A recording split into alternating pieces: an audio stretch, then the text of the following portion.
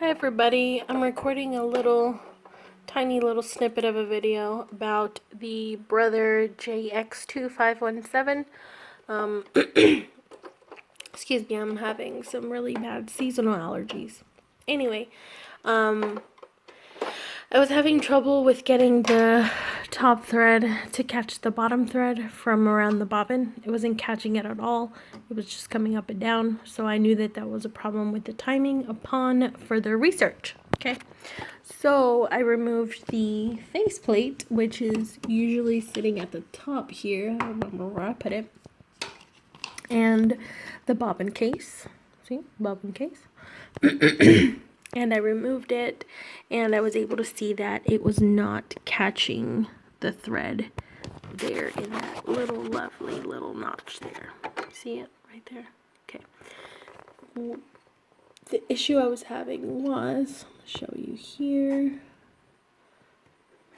Okay. So the issue I was having was, when it was coming back up, it was not catching that bottom thread, okay?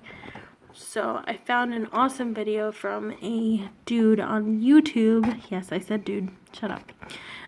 Anyways, he was really awesome, very informative, gave me information that I didn't know existed about this. Okay, so there we go.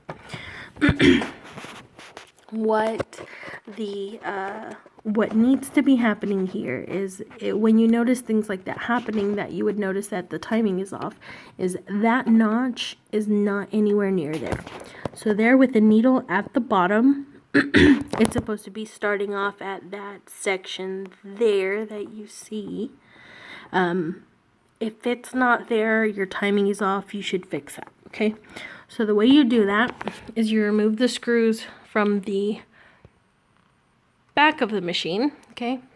And you have to apply a little force to pry this open because it's held together by a couple of clips, kind of like clips. I'm not 100% sure what they're called. But after a little bit of prying, you're able to expose your machine, the insides of your machine. So you know that the wheel turns towards you always, and that it controls the top, the needle, the bottom one controls the bottom. Okay, so the man said to remove the tension rod, which is that little doohickey right there. Okay, the way you remove it is you take it off of there, and that's where it was when I took it off. It was a little difficult to remove, but I was able to do it with a drill. So if you're having a little trouble, a little drill would help you out. So you remove it and the thing just bloop, flops out.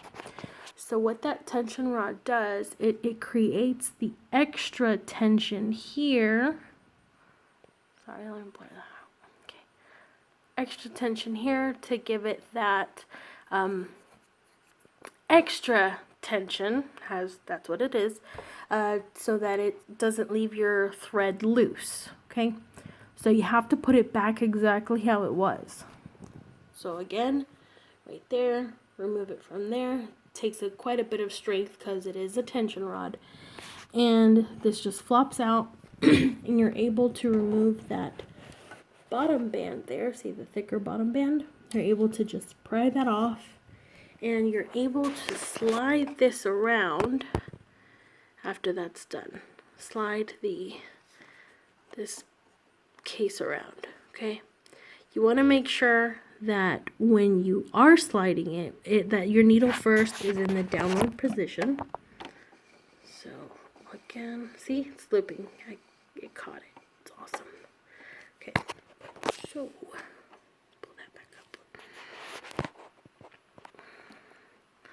So what it does there is when the needle comes back down as such, you want to make sure that once it's all the way at the bottom and it's getting ready to come back up, that it is at that little lever starting point there, and that your hook is back around to the front part there, just as it is there. What that does is, as it's turning and the thread is down there, it will catch the thread as such, loop it around the bobbin and the bobbin case, catch that thread, and you're able to pull it back up, or the machine will pull it back up, so you end up sewing both parts instead of just one and it coming apart. That was frustrating. Anyway, you want to make sure that you remove any dust from the feeder, any additional dust from there. If you were having trouble with the string jamming up in the feeder or down back here, flip your machine over. Down there, that controls the bobbin winding, and there was some thread stuck there, so I took that off. Again, dust everything, make sure everything is working fine. Remember where all your screws go.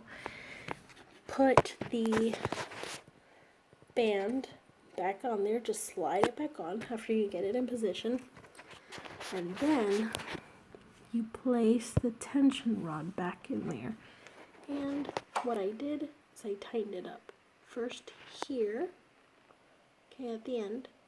After I tightened it up just a little with the screwdriver, I slid it as far forward as I could, which is there. And then I tightened it up with the drill. Okay, that way it can create that extra tension that you need. So again, this is for the Brother JX2517. I don't know much about sewing machines except how to thread, and that's it. But it's pretty good. A little difficult, but hopefully this helps out too. Thanks. I know everyone is working right now on some face masks or any kind of hobby since we're all quarantined at home. Just be safe. Don't go anywhere. Stay home.